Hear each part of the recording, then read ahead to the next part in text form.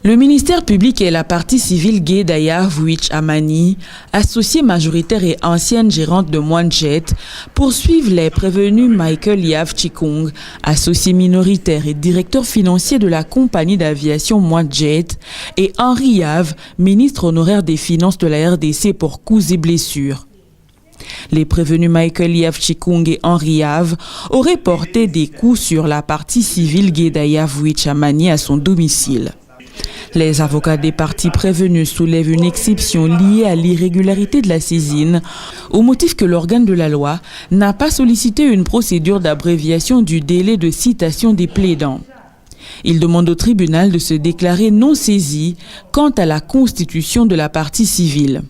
Les avocats de la partie civile soutiennent pour leur part que seul le tribunal est habilité à juger si la partie civile est régulièrement constituée. Ils soutiennent aussi que cela ne porte aucun préjudice à la partie prévenue et demandent au tribunal de se déclarer régulièrement saisi, ce qui suscite un débat.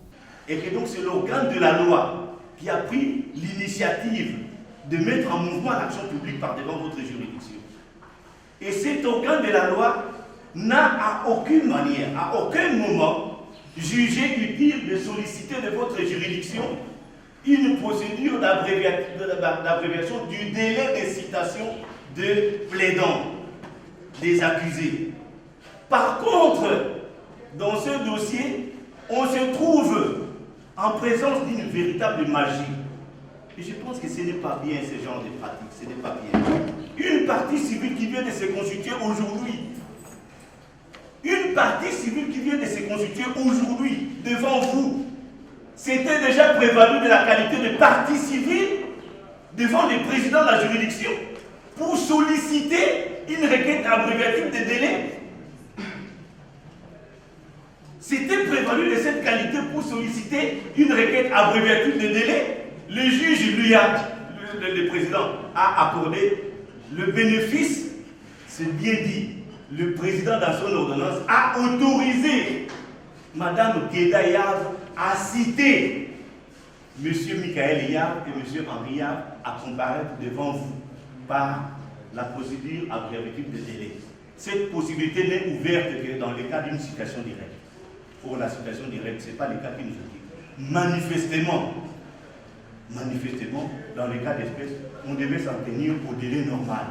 C'est le tribunal qui jugera au moment du prononcé si je suis une partie régulièrement constituée. Mais au demeurant, quel est le préjudice extirpé par les parties prévenues qui comparaissent? Elles comparaissent par des avocats porteurs de procuration spéciale. Ces parties comparaissent en ayant connaissance de cause des faits mis à leur charge et donc prêtes à assurer leur défense. J'ai dit, le législateur congolais n'ayant pas prévu qui peut et qui doit solliciter l'application du délai, le pouvoir discrétionnaire du chef d'office, saisi par la tête de ma cliente, l'a ainsi obligé à prendre une ordonnance. Vous n'allez pas vous juge à l'audience, vous n'êtes pas juge de la sincérité ou de la régularité de l'ordonnance.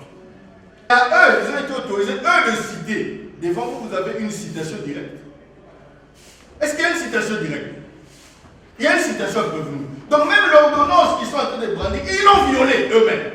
Parce qu'on leur a demandé de citer, pas de se joindre à la citation du procureur, madame la présidente. Le ministère public, dans son avis quant aux moyens liés à la saisine, soutient qu'il n'y a aucune violation de la Constitution ainsi que des lois de la République. Il demande de déclarer irrelevant les observations des avocats de la partie prévenue. On ne devait pas en principe autoriser ces débats qui tournent autour de sa saisine parce que dès l'entrée de jeu, le tribunal a vérifié dans la farde des pièces. Le tribunal a constaté qu'il gisait dans ces dossiers les exploits. Le tribunal a vérifié la façon dont ces exploits ont été instrumentés. Le tribunal a accordé la parole au prévenu pour savoir si il y avait des irrégularités en ce qui concerne sa saisine. Le parti prévenu ont dit qu'il n'y avait pas des irrégularités. Et le tribunal, après avoir écouté toutes les parties, a accordé la parole au ministère public pour émettre son avis et le parquet a demandé au tribunal de se déclarer valablement saisi sur exploit régulier en la forme. Que votre tribunal dira qu'il n'y a aucune violation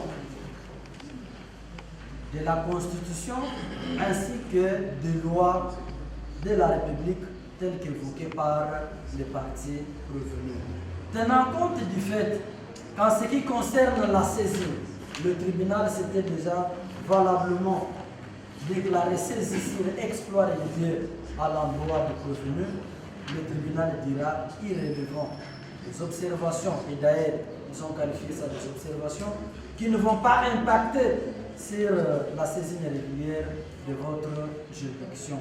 Le tribunal dira irrévélant. Ces observations, tenant compte du fait que les prévenus n'ont pas de moyens. Le tribunal relève qu'il n'y a aucune violation de la Constitution et confirme sa saisine. Que le nom de la partie civile n'étant pas inscrit sur cette farde comme partie civile, raison pour laquelle le tribunal avait demandé à cette dernière de le faire séance tenante.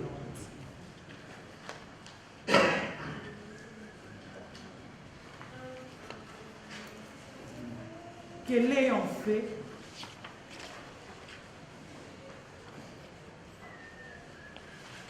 cela ne viole en rien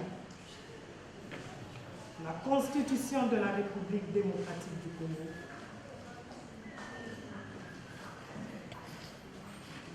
moins encore le Code de procédure pénale. L'audience se poursuit. Les conseils des prévenus soulèvent d'autres exceptions, à savoir l'obscurité du libellé et la nullité de l'acte d'accusation, et demandent au tribunal de dire irrecevable l'action publique. Donc, premier moyen, ça sera le moyen tiré de l'inintelligibilité de la demande et donc l'irrecevabilité de l'action publique pour inintelligibilité de la citation approuvée. Deuxième moyen, c'est le moyen tiré de la nullité de l'acte d'accusation. La nullité de l'acte d'accusation, nullité de l'acte d'accusation et sa conséquence, irrécevabilité de l'action publique. Quel acte? L'acte d'accusation qui vous a saisi, l'acte d'accusation, c'est la requête au fin de fixation des dates d'audience, requête au fin de fixation d'audience additive. C'est comme ça que c'est intitulé, l'acte qui vous a saisi. Lorsqu'on s'est prononcé par rapport à notre saisine, nous avons fait allusion à la citation après. En ordre principal, il plaira à votre tribunal de relever et constater qu'au regard du fait que la citation prévenue n'a pas précisé les circonstances de temps pour Henri Yab et de lieu pour Michael Yab, il y a manifeste violation de l'article 57 du Code de procédure pénale et que par conséquent, n'est-ce pas, il y a inintelligibilité parce qu'on ne va pas répondre, on ne vient pas devant un juge pénal pour répondre de faits qu'on aurait posés à une date qui serait éventuellement précisée en cours d'instruction. C'est pas comme ça que ça se fait. C'est pas comme ça que ça se fait. On doit répondre de faits qui sont précis, qui sont exacts. Donc, en ordre principal, irrécevabilité pour obscurer le pays et en ordre subsidiaire, irrécevabilité pour fraude à la loi. L'organe de la loi, dans son avis quant aux exceptions soulevées par les parties prévenues, demande au tribunal de dire recevables ces moyens et les déclarer non fondés. Le ministère public dit que le tribunal recevra les moyens soulevés par les prévenus, mais les déclarera non fondés pour faute de pertinence sur le plan des droits, ordonnera l'instruction au fond, ça sera justice, nous avons dit. Après avoir entendu toutes les parties et l'avis du ministère public, le tribunal clôt le débat et prend les exceptions délibérées pour se prononcer par un jugement avant dire droit à intervenir dans les délais.